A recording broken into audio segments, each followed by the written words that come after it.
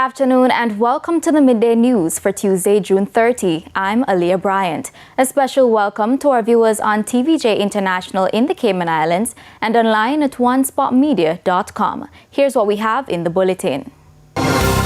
JET pushes for environmental impact assessment reforms. Criminal exploiting JP coat of arms stickers to evade police. And later in sports, Golden Boot race heats up in 2026 FIFA World Cup round of 32 matches. For joining us, now the details. We begin with a developing story. Police are keeping a close watch on a protest this morning in Crossroads. Hundreds of protesters dressed in yellow took to the streets this morning to voice their concerns over what they say are serious issues affecting the country which remain unresolved. Among them, Hurricane Melissa funds, accountability, and recent findings of illicit enrichment investigations. And you always have the minority parliamentarian live in the country because you have 9 members. He must pack him bag and go. It is simple as that. The Jamaica Environment Trust JET is calling for a major overhaul of the country's environmental impact assessment system, arguing that the current process lacks the transparency, consistency, and public accountability needed to protect both the environment and communities. Details in this report. In a detailed submission on proposed environmental impact assessment or EIA regulations, JET says the existing system gives too much discretion to the National Environment and Planning Agency NEPA to decide when an EIA is required. The organization argues that this is out of step with international best practice and is recommending clear legal rules to determine which projects must undergo environmental assessments.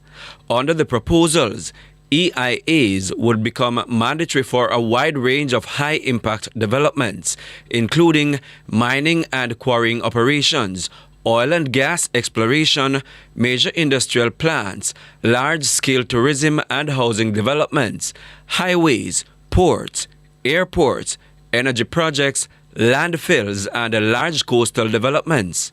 Projects located in or near environmentally sensitive areas such as mangroves, wetlands, coral reefs, and protected areas would also automatically require an EIA. JET is also pushing for greater public participation throughout the process. It wants earlier public notices, a minimum period for public comments, public access to all supporting documents, and a searchable online register where Jamaicans can track applications, review technical reports, and see the reasons behind approvals or rejections. Among its other recommendations, the environmental group is calling for the certification of EIA consultants, strict conflict of interest rules to ensure their independence, stronger monitoring of approved projects, and tougher sanctions for non-compliance. Prince Moore, TVJ News.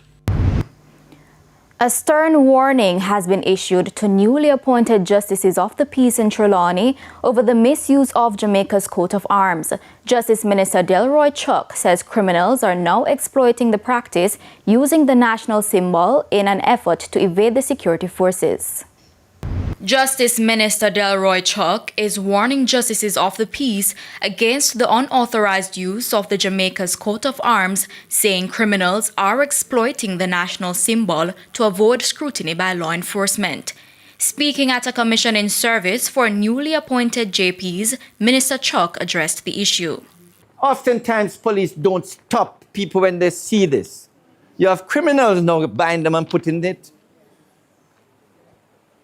So you have the criminals who put these things on the dashboard, and when the police stop them, they point to it and say, you see why?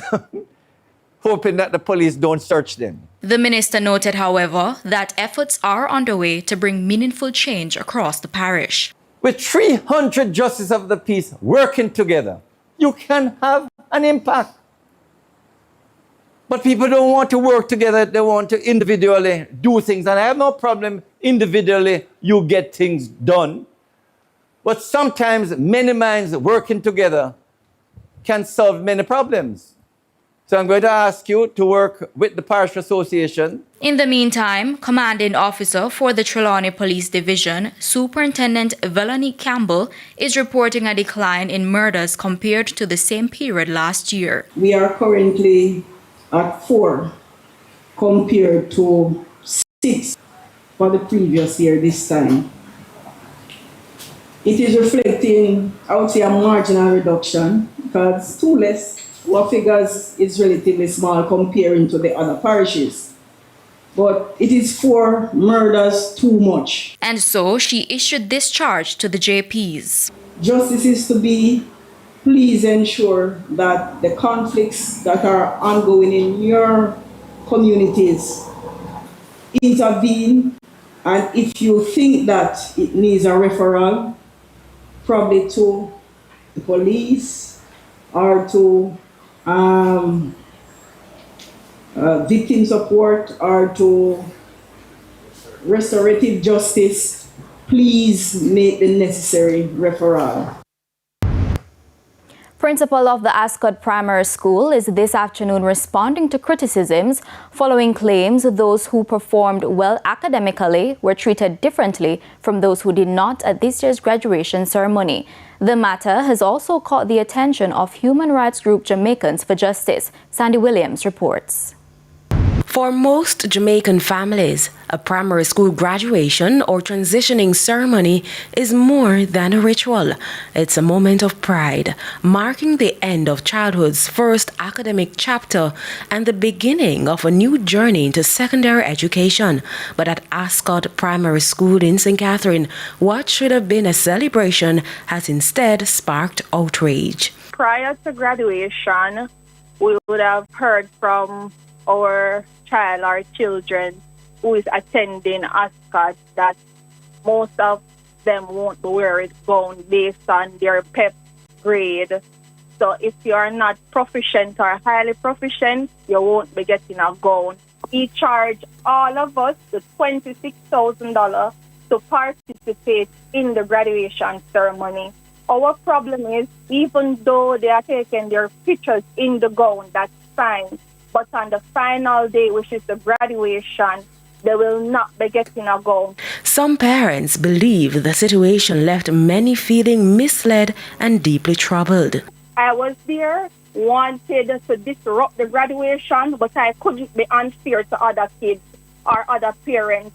Advocacy group Jamaicans for Justice has also weighed in, pointing to the emotional and psychological impact on students. So we did find some challenge in terms of, whether or not this was equitable treatment between all of these students, how that might affect the dignity of the children who were not wearing the gowns, and how that might affect the continued relationships between children who were wearing gowns versus those who were not wearing gowns, and how that might bring strife between them going forward. Ms. Williams warns that at the primary level, such distinctions can have lasting consequences. In an effort to celebrate our students who have done exceptionally well, we cannot diminish the achievements of those students who did not do as well.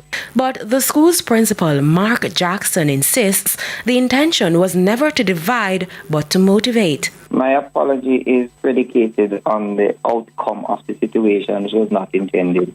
Like I said, for us, because the students in grade 6 this year, most of them were not so focused.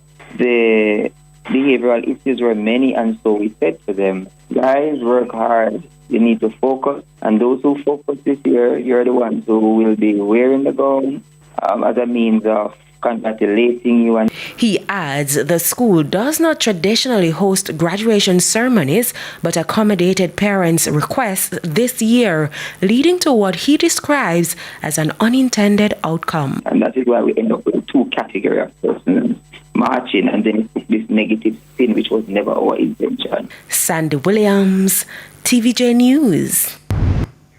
And we'll now take a break. More stories when we return.